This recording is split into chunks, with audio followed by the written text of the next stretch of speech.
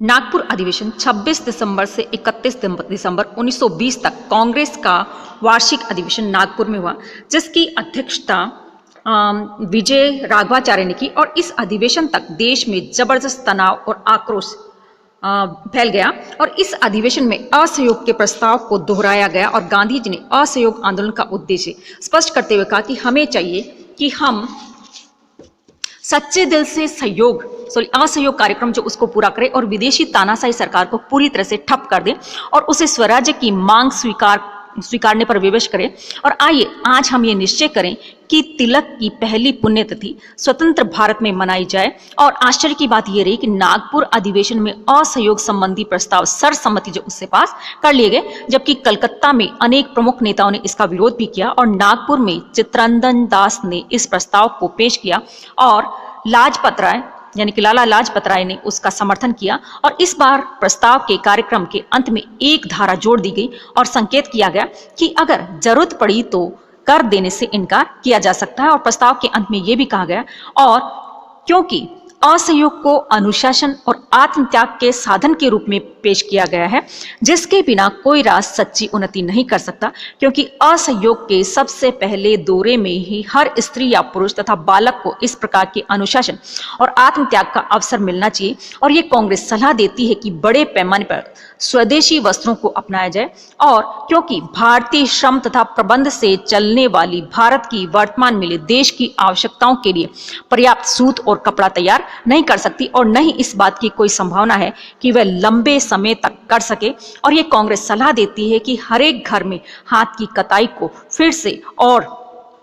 देश के उन असंख्य जुलाहों द्वारा जिन्होंने पुराने तथा सम्मानित पेशे को उत्साह न मिलने के कारण छोड़ दिया था, हाथ की बुनाई को फिर से जीवित करके बड़े पैमाने पर वस्त्रों की उत्पत्ति जो उसको या वस्त्र जो उनको तैयार किया जाए। और संक्षेप में कि जनसाधारण को जो काम बताया गया था वह था चरखा काटना और कपड़ा बुनना। और कांग्रेस के नागपुर अधिवेशन के संदर्भ में अयोध्या से जो उन्होंने लिखा कि नागपुर अधिवेशन ने कांग्रेस का नया लक्ष्य निर्धारित किया। पहले उसका लक्ष्य ब्रिटिश साम्राज्य के अंतर्गत औपनिवेशिक स्वायत्त शासन जो उसको प्राप्त करना था, लेकिन अब यह कहा गया कि कांग्रेस का ध्येय शांति में तथा उचित उपायों से स्वराज्य प्राप्त करना है। और नागपुर अधिवेशन में मजदूरों और किसानों के संबंध में भी प्रस्ताव है, उनकी न्यायोचित मांगों का समर्थन किया गया और सरकारी दमन की निंदा की गई। और इसी अधिवेशन में भाषा के आधार पर प्रांतों के गठन जो उसका प्रस्ताव भी पास किया गया।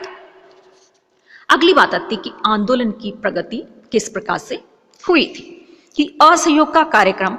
अपनाए जाने के बाद देशवासी उसे पूरा करने के लिए तेजी से आगे बढ़े। और इसमें भी पहल गांधी जी ने 11 अगस्त यानी गांधी जी ने की थी। और 11 अगस्त 1920 को उन्होंने वायसराय के नाम एक लेटर लिखा, जिसमें कि खिलाफत और असहयोग आंदोलन के अनुसार मैं केसरे हिंद, स्वर्ण पदक, जुलू युद्ध पदक और बोवर युद्ध पदक लौटा रहा हूं, ऐसा उन्होंने लिखा। और ये पदक मेरे लिए सम्मानजनक और मूल्यवान है, किंतु मेरी आत्मा इन्हें धारण करने की गवाही नहीं देती है। और जब तक कि भारतीय मुसलमान अपनी धार्मिक भावनाओं पर कुठाराघात के कारण क्षुब्ध हैं,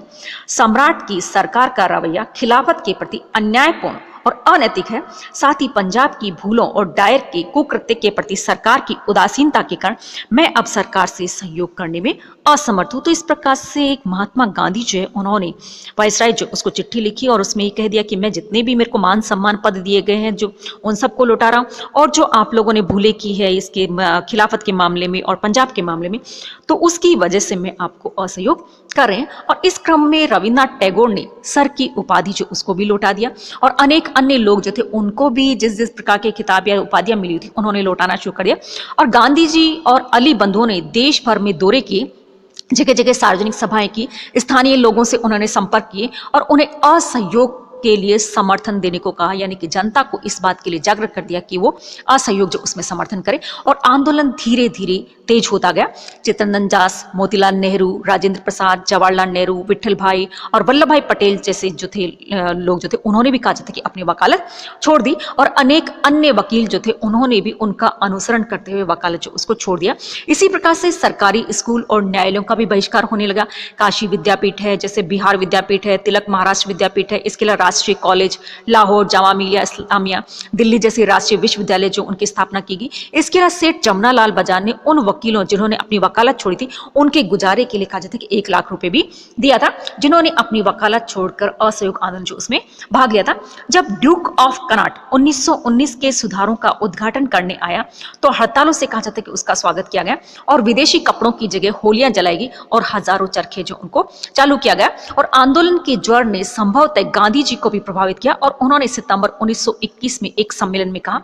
कि ये वर्ष खत्म होने से पूर्व तक स्वराज्य प्राप्त करने के बारे में मैं इस हद तक निश्चिंत हूं कि यदि स्वराज्य नहीं मिला तो 31 दिसंबर के बाद मैं जीवित रहने की कल्पना नहीं कर सकता। परंतु विद्वानों का मानना था कि या तो गांधी जी अपनी सारी योजना को गुप्त रखना चाहते थे और समय से पहले वे कुछ बताना नहीं चाहते थे, या उनके दिमाग में ये बात साफ नहीं थी कि सरकार को पलटने के लिए कौन कौन सी कार्य करने चाहिए या कार्यनीति अपनाई जानी चाहिए।